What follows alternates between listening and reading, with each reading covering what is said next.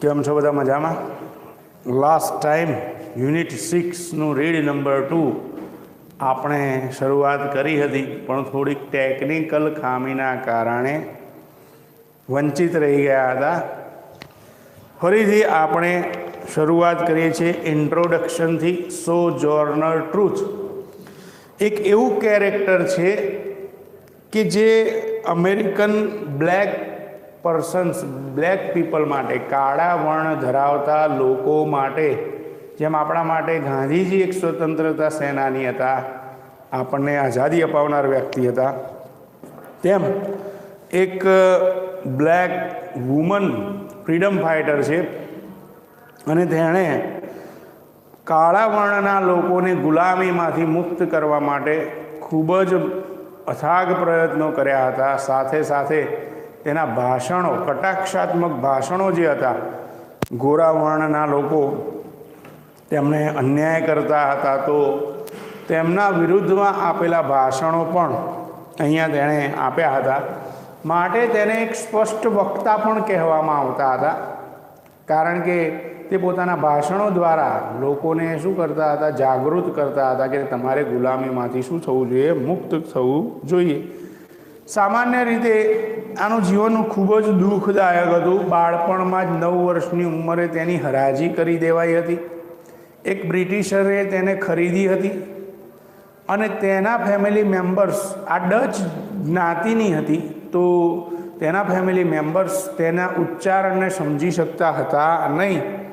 તો પોતાનું નોકરને જે ઓર્ડર આપે, જે હુકમ કરે અને ના કરે તો શું થાય? ગુસ્સે થાય. તો અહીંયા આને ખૂબ જ ક્રૂર રીતે, ઘાતકી રીતે સજા કરવામાં આવતી હતી અને આ બ્રિટિશરે થોડાક સમય પછી એને ફરીથી વેચી દીધી હતી આ છોકરીને. અને ત્યારે ત્યાં એક ફિશરમેન હતો કે જે પોતે દારૂની ભઠ્ઠી ધરાવતો હતો, માછીમાર. તો એ માછીમારે તેને ખરીદી હતી અને ત્યાં તેણે પોતાની રજૂઆતો કરવાનું, પોતાના વિચારોને રજૂ કરવાનું શીખ્યું હતું. અને ત્યારબાદ તેને એક બીજા ખેતી ધરાવતો એક માલિક હતો, પોતાનું ખેતર ધરાવતો, તો એને વેચી દેવામાં આવી હતી. અને યુવાવસ્થામાં તેણે લગ્ન કર્યા હતા. થોડાક સમય પછી તે ઘણો લાંબો સમય આમ તો રહી હતી ત્યાં, પોતાના 5 બાળકો સાથે રહેતી હતી.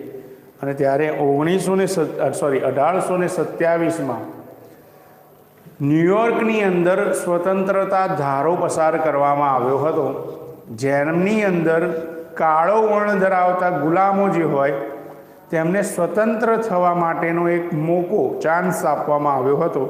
તો આ જે સોજોર્નર ટ્રુથ છે, તેમણે પણ વિચાર કર્યો હતો કે હું પણ મારા ફેમિલીને લઈને પોતે સ્વતંત્ર થઈ જાઉં. પરંતુ જેનો ત્રીજો માલિક જે હતો, જ્હોન જે ડ્યુમોન્ટ, તેણે તેનો વિરોધ દર્શાવવાનું શરૂ કર્યું હતું. તેને તેના ફેમિલી સાથે સ્વતંત્ર થવા દેવા માંગતો હતો નહીં. માટે આ યુવતી પોતાના સૌથી નાના બાળક સાથે ભાગી ગઈ હતી. ન્યૂયોર્કમાં જઈને તેણે વસવાટ કર્યો હતો અને ત્યાં કેટલીક સામાન્ય નોકરી શરૂ કરી હતી. પટાવાળાની કેવી સામાન્ય નોકરી હોય તેવી નોકરી શરૂ કરી હતી. અને ત્યારબાદ તે એક ધાર્મિક સંપ્રદાયના એક સંત હતા, તેમના આશ્રમમાં સ્થાયી થઈને તેમના શરણાગતિમાં રહેવા લાગી હતી. અને સાથે સાથે તે પોતે જે નોકરી કરતી હતી એમાંથી જે પૈસા ઉત્પન્ન થતા હતા, ભાષણો આપતી હતી, તે ભાષણોમાંથી જે પૈસા ઉપજતા હતા તેમાંથી તેણીએ સામાજિક યુદ્ધો દરમિયાન જે સૈનિકો બંદોબસ્તમાં આવ્યા હોય તેમને તે ભેટ આપતી હતી. અને કેટલાક ગુલામો કે જે નિરાશ્રિત ગુલામો કહેવાતા હતા, તો એવા ફગેટિવ સ્લેવ્સ જે હતા, નિરાશ્રિત ગુલામો કે જે લોકોને શું કરી દીધા હોય, ત્યાં લાવીને છોડી દીધા હોય ગુલામી કરવા માટે, તેમનું કોઈ આશ્રય સ્થાન ના હોય, તેમની પાસે કોઈ નોકરી ધંધો ના હોય, ભિખારીની જેમ બિચારા રહેતા હોય, તો એવા લોકોને તેણીએ આશરો પણ આપ્યો હતો. સાથે સાથે તેમને જોબ અપાવવામાં પણ મદદ કરી હતી. અને પોતાના ભાષણો, જે કટાક્ષાત્મક ભાષણો હતા, તેણીએ સતત ચાલુ રાખ્યા હતા. અને આ ભાષણો દ્વારા તેણે પોતાના જે વિચારો છે તેને રજૂ કર્યા હતા. અને તે દરમિયાન તેણી ઘણી લગભગ 70 વર્ષની વયની થઈ ગઈ હતી અને ત્યારે તેણે આ ભાષણો આપવાનું બંધ કર્યું હતું, કારણ કે લાંબી બીમારીના કારણે તે હવે તે કાર્ય કરી શકતી હતી નહીં. તો અહીંયા 1851ની અંદર ઓહિયો નામના શહેરની અંદર એક વુમન્સ કન્વેન્શનની અંદર એક શું કહેવાય કે સ્ત્રીઓનું એક સંઘનું એક સમિતિ ભરાઈ હોય તેની અંદર તેણે એક સરસ મજાનું ભાષણ આપ્યું છે, જેનું ટાઇટલ આપ્યું છે એન્ટ આઈ અ વુમન, શું હું એક સ્ત્રી નથી, એવું એક ભાષણ આપ્યું છે. અને તેના દ્વારા તે પોતાની વ્યથા રજૂ કરે છે કે જ્યારે હું કામ કરતી હતી ત્યારે પણ કોઈ મને મદદ નહોતું કરતું. સામાન્ય રીતે બધા એવી વાતો કરતા હોય છે કે ભાઈ સ્ત્રીઓને શું કરવી જોઈએ, મદદ કરવી જોઈએ, પણ જ્યારે પણ હું કોઈ મજૂરીવાળું કામ કરતી હતી, વધારે વજનદાર વસ્તુ ઉચકતી હતી, ત્યારે કોઈ મને મદદરૂપ થતું હતું નહીં. સામાન્ય રીતે જે પુરુષો વધારે કામ કરે છે તે વધારે ખાવાનું ખાય છે, તો હું પણ વધારે કામ કરતી હતી ને પુરુષો જેટલું ખાતી હતી, પુરુષો જેટલું કામ કરતી હતી અને પુરુષો જેટલું ખાતી હતી, ત્યારે પણ મારા માલિક દ્વારા મને નફરત કરવામાં આવતી હતી કે કેટલું ખાવાનું જોઈએ છે એમ. તો આવી રીતે તેણે પોતાની વ્યથા રજૂ કરી છે. સામાન્ય રીતે રસ્તામાં જ્યારે ટ્રાવેલિંગ કરતા હોય, કોઈ બેન ઊભા હોય તો આપણે શું કરીએ, લો બેન બેસી જાઓ એમ કરીને પુરુષ સામાન્ય રીતે શું કરતા હોય, જગ્યા આપી દેતા હોય છે.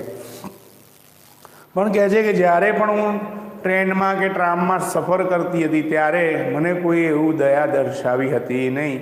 બરાબર છે. તો આવી રીતે પોતાની વ્યથા તેણે રજૂ કરી છે આની અંદર, આ પાઠની અંદર. અને આ ભાષણની અંદર તેણે પોતાની વ્યથા રજૂ કરતા તેણે ભગવાનને પણ પોતાના શું બનાવ્યા છે કે એક જામીન તરીકે રાખ્યા હોય એવી રીતે તેણે દર્શાવ્યા છે કે ભગવાને પણ આવો વિચાર કરવો જોઈએ. ભગવાન પણ સાક્ષી છે પોતાના કે તેમણે શું કર્યું છે, મારી કોઈએ મદદ કરી નથી તેવું તે જાણે છે.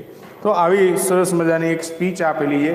તો સ્ત્રી સશક્તિકરણ માટે સ્ત્રીઓએ આવી રીતે પોતાના વ્યથાઓ રજૂ કરવી જોઈએ, અથવા તો સ્ત્રીઓને આપણે મદદરૂપ થવું જોઈએ.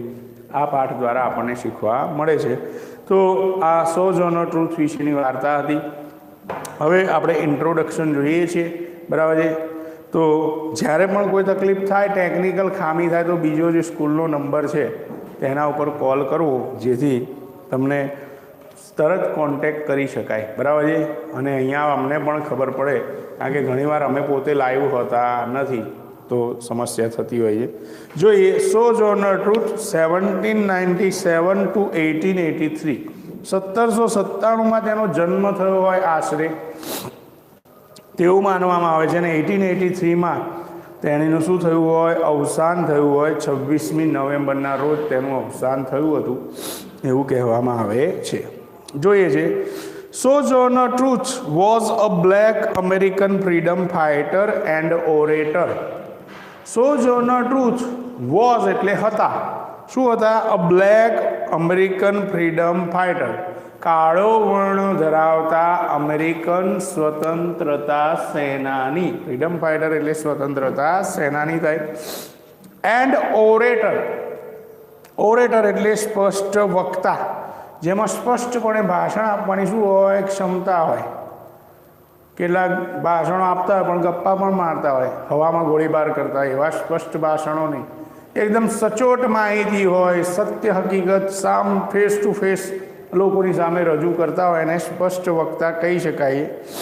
શી was born Isabella Baumfree in Ulster country, New York, the daughter of an American named Baumfree after his Dutch owner and a woman called Elizabeth. તો કહે છે કે શી વોઝ બોર્ન, તેણીનો જન્મ થયો હતો ઇઝાબેલા બોમ્ફ્રી, ઇઝાબેલા બોમ્ફ્રી તરીકે, in Ulster country, New York. Ulster country નામનો વિસ્તાર છે ન્યૂયોર્કનો, ત્યાં તેનો જન્મ થયો હતો. And she was the daughter of an African, તે એક આફ્રિકન જાતિના લોકો હતા, તેમની દીકરી હતી. નેમ્ડ, જેમનું નામ હતું Baumfree. And woman called Elizabeth. Baumfree નામનો અને એલિઝાબેથ નામની સ્ત્રી તેની આ દીકરી હતી. તેના ડચ ઓનર પછી તેને ખરીદનાર ઓનર માલિક હતા તેના પછી તે એ બોમ્ફ્રી અને એલિઝાબેથની દીકરી હતી તેવું તરીકે અહીંયા તે જાણીતી થઈ હતી. અબાઉટ ધ એજ ઓફ 9, લગભગ અબાઉટ જ્યારે કોઈ સંખ્યાની આગળ અબાઉટનો ઉપયોગ થાય ત્યારે તેનો મતલબ થાય લગભગ. અબાઉટ ધ એજ ઓફ 9, લગભગ 9 વર્ષની ઉંમરે she was auctioned off. She was auction off. Auction ઓફનો મતલબ શું કરવો? હરાજી કરવી. તો તેણીની હરાજી કરી દેવાઈ હતી ટુ એન ઇંગ્લિશમેન, એક અંગ્રેજને. ઇંગ્લિશમેન એટલે અંગ્રેજ હતો, બ્રિટિશર હતો. નેમ્ડ જ્હોન નીલી, જેનું નામ હતું જ્હોન નીલી. જ્હોન નીલી નામના વ્યક્તિને ત્યાં શું કરાઈ હતી? તેની હરાજી કરી દેવાઈ હતી. The Neelys understood very little. Neelys એટલે નીલીના કુટુંબના લોકો, બધા જ લોકો આવી જાય. જ્હોન નીલી નહીં, પણ નીલીઝ એટલે નીલીના કુટુંબીજનો જે હતા આ બધા જ લોકો અન્ડરસ્ટુડ વેરી લિટલ, ખૂબ ઓછું સમજતા હતા. ઓફ હર ડચ જાર્ગન, પેલી તો ડચ જ્ઞાતિની હતી, પેલા લોકો અંગ્રેજ હતા. તો ડચ જ્ઞાતિનું જે ઉચ્ચારણ હતું, ડચ જાતિનું જે ઉચ્ચારણ હતું તેને બહુ ઓછું સમજતા હતા. લિટલ, તો ખૂબ ઓછું સમજતા હતા.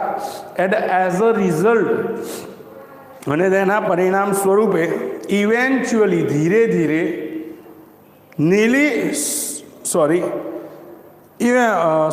શી was often brutally punished. She was brutally, તેણીને ક્રૂર અથવા ઘાતકી રીતે પનિશ્ડ, સજા કરાતી હતી. ફોર નો રિયલ રીઝન, કોઈ પણ ચોક્કસ કારણ ના હોય. બિચારી કોઈ પણ શું કહેવાય કે એની કોઈ ખામી ના હોય, એની ભૂલ ના હોય, તેનું કોઈ પણ કારણ વગર તેને શું કરતા હતા? સજા કરવામાં આવતી હતી, તેને મારતા હતા.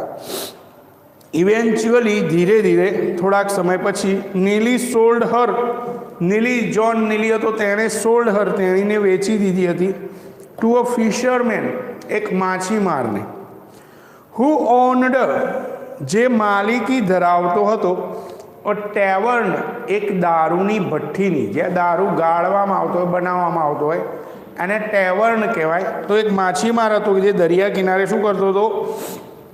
દારૂ બનાવવાની ભઠ્ઠી ચલાવતો હતો, માલિક હતો તેનો. In Kingston, New York.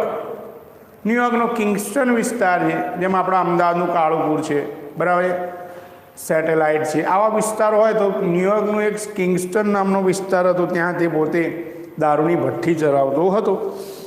Here she acquired. Acquired એટલે પ્રાપ્ત કરવું. અહીંયા તેણીએ પ્રાપ્ત કર્યું હતું ધ આઇડિયોમેટિક. આઇડિયોમેટિક એટલે કેવું? વિચારાત્મક રજૂઆત કરવાની જે રીત હતી તેણીએ તે પ્રાપ્ત કરી હતી. Which came to mark Har speech. Which came to mark, જે એક નિશાન સ્વરૂપે આવી હતી ઇન હર સ્પીચ, તેણીના ભાષણમાં. જે પણ વિચારો હોય એ રજૂ કરે, ભાષણ આપતી વખતે પોતાના વિચારો વ્યક્ત કરે, એને આઇડિયોમેટિક એક્સપ્રેશન કહેવાય. તો આવા વિચારો રજૂ કરવાની જેની રીત હતી તે તેણે ક્યાંથી પ્રાપ્ત કરી હતી? પેલા ફિશરમેનના ત્યાં રહી તો તેણે પોતાની રજૂઆત કરતા શીખી હતી. જ્હોન જે ડ્યુમોન્ટ. જ્હોન જે ડ્યુમોન્ટ ત્રીજો વ્યક્તિ છે. A nearby plantation owner, નજીકમાં આવેલી એક ખેતીવાડીનો માલિક. પ્લાન્ટેશન ઓનર એટલે શું થાય? ખેતરનો માલિક કે વાડીનો, ફાર્મ હાઉસનો માલિક. પરચેઝડ હર નેક્સ્ટ, તેણે ત્યારબાદ તેણીને ખરીદી હતી. ડ્યુરિંગ હર ટેન્યોર, તેની જે ટેન્યોર એટલે ફરજનો સમય, તો તેના ટેન્યોર દરમિયાન એટલે કે ફરજના સમય દરમિયાન વિથ હિઝ ફેમિલી, પેલા જ્હોન જે ડ્યુમોન્ટના કુટુંબ સાથે, શી મેરીડ, તેણીએ લગ્ન કર્યા હતા. એન્ડ હેડ 5 ચિલ્ડ્રન, તેના ઘણો લાંબો સમય જે ફરજ નહોતો તે દરમિયાન તેના લગ્ન પણ થઈ ગયા, સાથે સાથે 5 બાળકોને પણ તે જન્મ આપી ચૂકી હતી. જેટલા સમય દરમિયાન તેણે જ્હોન જે ડ્યુમોન્ટના ફેમિલી સાથે પસાર કર્યા હતા. ઇન 1827, 1827માં આફ્ટર ન્યુયોર્ક હેડ પાસ્ડ, ન્યુયોર્કે જ્યારે પસાર કરી દીધો હતો an emancipation act. Emancipation act એટલે સ્વતંત્રતા ધારો. તેણે ન્યુયોર્કમાં 1827માં એક સ્વતંત્રતા ધારો પસાર કર્યો હતો.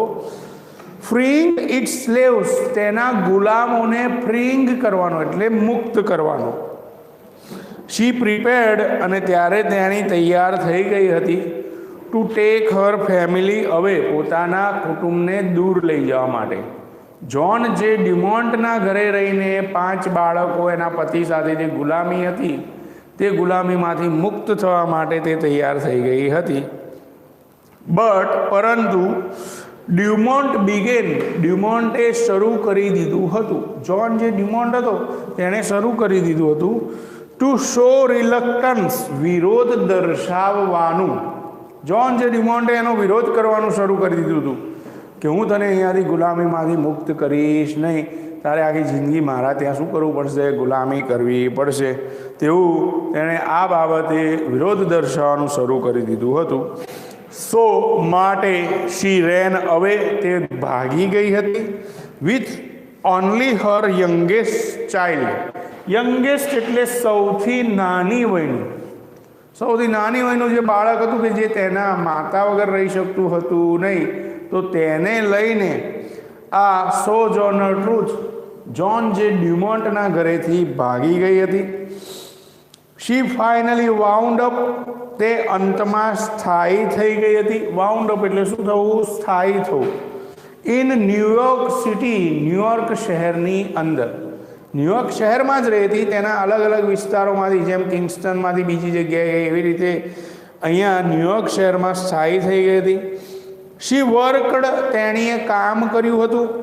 એટ મેન્યુઅલ જોબ, સામાન્ય જે નોકરી હોય, બરાબર, પટાવાળાની હોય, કચરા પોતા કરવાની, આવી સામાન્ય નોકરીઓમાં તેણે પોતે નોકરી પ્રાપ્ત કરી લીધી હતી. એન્ડ થ્રુ સમ ફ્રેન્ડ્સ, કેટલાક મિત્રોની મદદ દ્વારા, કેમ અંડર ધ સ્વે, તે આશરા હેઠળ આવી ગઈ હતી ઓફ રિલિજિયસ ફેનેટિક, એક ધાર્મિક સંતના, નેમ્ડ મેથિયાસ, જેનું નામ હતું મેથિયાસ. મેથિયાસ નામનો એક ધાર્મિક ગુરુ હતો, તેનું પોતાનું એક આશ્રમ શાળા હતી. તો ત્યાં તે પોતે શું કરવા લાગી હતી, ત્યાં રહેવા લાગી હતી. અને આ આશ્રમ શાળાની અંદર પોતે ત્યાં આશ્રિત થઈને તે ત્યાં રહેવા લાગી હતી. તો આવી રીતે તેણે પોતાનું જીવન ખૂબ જ વિકટ પરિસ્થિતિમાં પસાર કર્યું હતું. ડ્યુરિંગ ધ સિવિલ વોર, સામાજિક યુદ્ધો દરમિયાન, આપણે જોઈએ છીએ કે કોમી હુલ્લડો થતા હોય બે જ્ઞાતિઓ વચ્ચે, બરાબર છે, તો આવા બધા શું કહેવાય, સિવિલ વોર કહેવાય, સામાજિક યુદ્ધો, લડાઈઓ. તો આવી સામાજિક લડાઈઓ દરમિયાન ટ્રુથ બોટ, ટ્રુથ પોતે, સોજોર્નર ટ્રુથ, બોટ એટલે ખરીદી લાવતા હતા, ગિફ્ટ્સ કેટલીક ભેટ, ફોર ધ સોલ્જર્સ, સૈનિકો માટે, with money raised from her lectures, જે ભાષણોમાંથી પૈસા ઉત્પન્ન થતા હતા તે ખર્ચીને તે પોતે શું લાવતા હતા, પોતે તેમના માટે ભેટ લઈ આવતા હતા. જે સૈનિકો પોતાના ફેમિલીથી દૂર રહેતા હોય તેમના માટે ભેટ ખરીદી લાવતા હતા.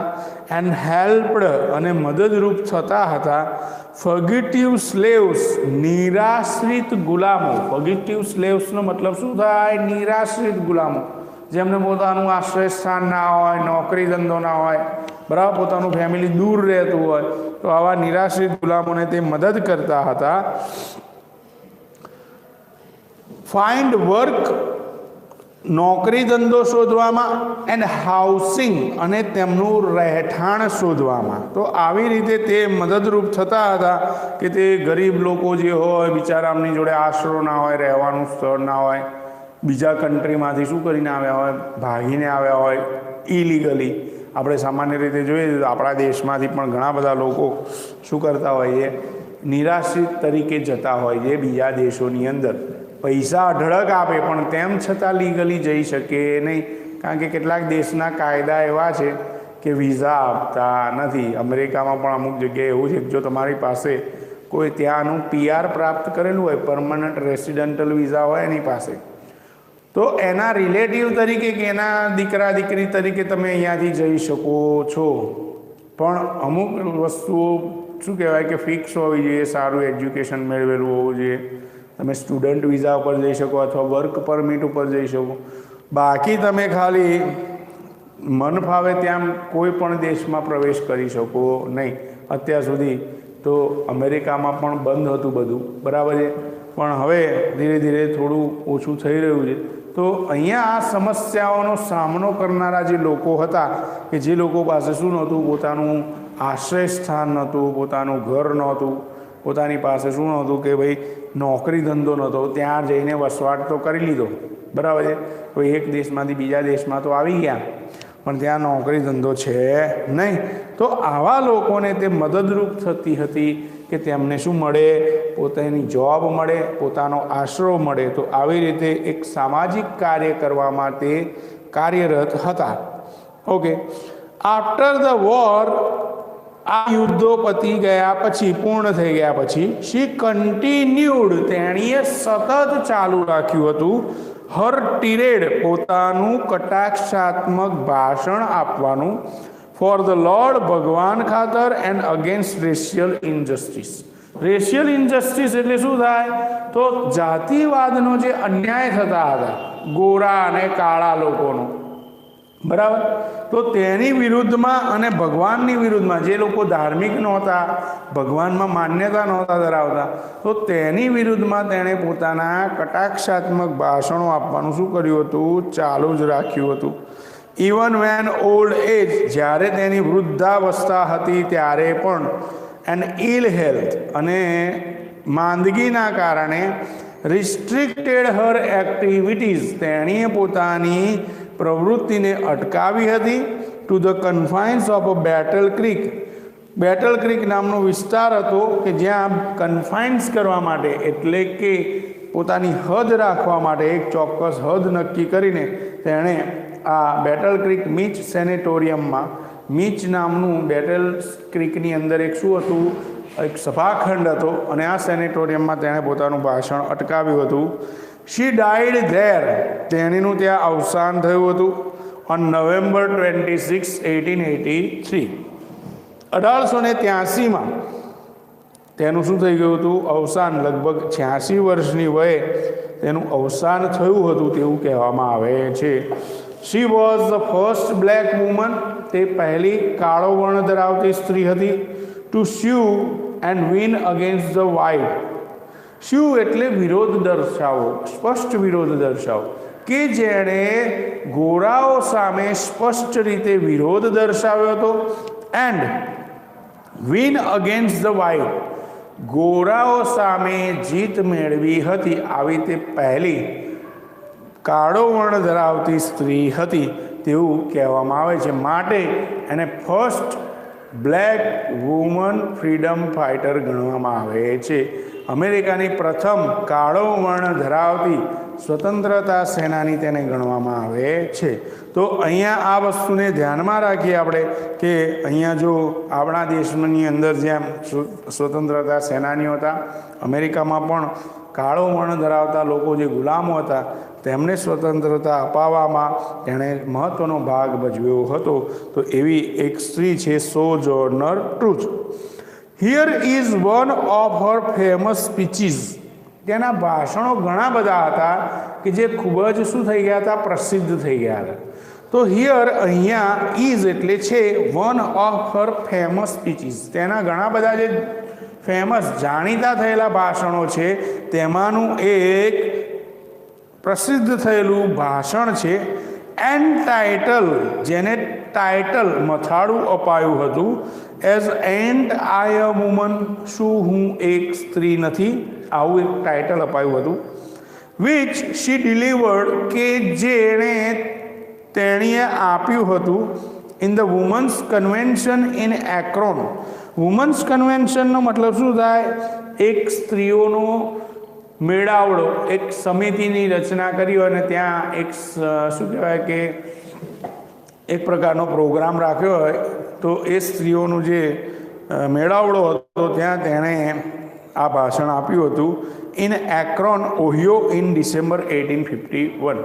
ડિસેમ્બર મહિનાના 1851ની અંદર ઓહિયો નામના શહેરની અંદર તેણે આ ભાષણ આપ્યું હતું અને જેને એણે મથાળું આપ્યું હતું એન્ડ આઈ એ વુમન, શું હું એક સ્ત્રી નથી. આપણા દેશમાં પણ ઘણી બધી સ્ત્રીઓ એવી છે કે જે લોકો વિશ્વમાં પ્રસિદ્ધિ પામી ચૂક્યા છે, બરાબર છે. ઇન્દિરા ગાંધી છે, વિનોબા ભાવે છે, ટૂંકમાં કે શું કહેવાય કે ઘણા બધા એવી સ્ત્રીઓ છે કે જે લોકોએ, કલ્પના ચાવલા છે, સુનિતા વિલિયમ્સ છે, પ્લેયર્સની અંદર આપણે જોઈએ છીએ કે ઘણી બધી સ્ત્રીઓ એક પ્લેયર્સ તરીકે, બરાબર. મિતાલી રાજ ક્રિકેટની અંદર છે, સાનિયા મિર્ઝા છે, બરાબર. આ બધા લોકો જે સ્ત્રી સશક્તિકરણનું આપણા દેશનું એક ઉત્તમ ઉદાહરણ. ઝાંસી કી રાણી જે વર્ષો પહેલાં વિપ્લવ દરમિયાન પોતે અંગ્રેજો સામે યુદ્ધ લડી હતી, તો તેણે પણ પોતાના રાજ્યને લૂંટતું અટકાવવા માટે, ગુલામ થતું અટકાવવા માટે પોતાના નાના વયના દીકરાને લઈને તે પોતે શું કરતી હતી, યુદ્ધ લડવા ગઈ હતી. તો આ એક સ્ત્રી સશક્તિકરણનું ઉત્તમ ઉદાહરણ છે કે વર્ષોથી દરેક દેશની અંદર સ્ત્રીઓ તો પાવરફુલ છે જ. આખી દુનિયાના દરેક દેશોની ખંડોની અંદર સ્ત્રીઓ પાવરફુલ છે, પણ એમને શું મળવું જોઈએ, થોડું એક મનોબળ મક્કમ બને તે માટેનો સહકારની જરૂર હોય છે. આપણે પણ જોઈએ છીએ કે ઘણી બધી સ્ત્રીઓએ સ્વતંત્રતાના સંગ્રામની અંદર મહત્ત્વનો ભાગ ભજવ્યો હતો. ગાંધીજીના ધર્મપત્નીએ પણ, બરાબર છે, ત્યાં મહત્ત્વનો ભાગ ભજવ્યો હતો. એમની સાથે રહ્યા હતા, અડગ રહ્યા હતા. ગમે ત્યારે વિકટ પરિસ્થિતિમાં પણ તેમણે મહત્ત્વની એક શું કહેવાય કે પોતાના સ્ત્રીઓના એક સમિતિ દ્વારા એક ઝુંબેશમાં તેમણે મહત્ત્વનો ભાગ ભજવ્યો હતો. તો આવી રીતે સોજોર્નર ટ્રુથ પણ એક ખૂબ જ એક પ્રકારના શું કહી શકાય કે જે ખૂબ જ મહત્ત્વનું ઉદાહરણ હોય ફ્રીડમ ફાઇટર્સનું. તેમાં તેણે મહત્ત્વનો ભાગ ભજવ્યો હોય કાળા વર્ણના લોકોને સ્વતંત્ર કરવામાં. તો એ વાતને અહીંયા રજૂ કરી છે તેમણે. તો આ ભાષણની અંદર તેમણે પોતે દર્શાવ્યું છે કે ભાઈ અહીંયા બે પ્રકારના વર્ણના લોકો છે. આપણે પણ જોઈએ છીએ કે ઉત્તર ભારતીય અને સાઉથ ઇન્ડિયન, નોર્થ ઇન્ડિયન ને સાઉથ ઇન્ડિયન. આપણો ભારત દેશ છે પણ તેમ છતાં બે ભાગ પડેલા. નોર્થ ઇન્ડિયન એટલે ઉત્તર ભારતના લોકો, જેમાં ઉત્તર પ્રદેશ, બિહાર આવી જાય, પંજાબ આવી જાય, બરાબર, હરિયાણા આવી જાય, જમ્મુ કાશ્મીર આવી જાય. અને સાઉથ ઇન્ડિયન એટલે નીચે તામિલનાડુ આવી જાય, કોલકાતા ને બધું આવી જાય, જે નીચેના દેશો છે, બરાબર છે. તો તે બે વર્ણ ધરાવતા લોકોની અંદર જે મતભેદો હોય તેવી રીતે અહીંયા પણ મતભેદો હતા. તો તેને દર્શાવવાનો તેણે અહીંયા પ્રયાસ કર્યો છે. તો Sojourner Truth as a freedom fighter એક શોર્ટ નોટ પૂછાય એવી છે. સાથે સાથે સોજોર્નર ટ્રુથ ચાઇલ્ડહુડ, સોજોર્નર ટ્રુથનું બાળપણ અહીંયા એવું પણ પૂછાય એવું છે. તો અહીંયા આ ભાષણને તમે નેક્સ્ટ ટાઈમ ભણી શકશો. નેક્સ્ટ ટાઈમ આપણે આનું ભાષાંતર કરીશું, બરાબર છે. તો અત્યારે આપણે તેના વિશેના કેટલાક પ્રશ્નો લખી લઈએ છીએ, તો જેથી તમને સરળતા રહે. તેનું જો પ્રશ્નોત્તરી પૂછવામાં આવે તો, બરાબર છે. તો અહીંયા કેટલાક પ્રશ્નો લખી દઈએ છીએ જેને તમે પ્રિપેર કરી શકો છો.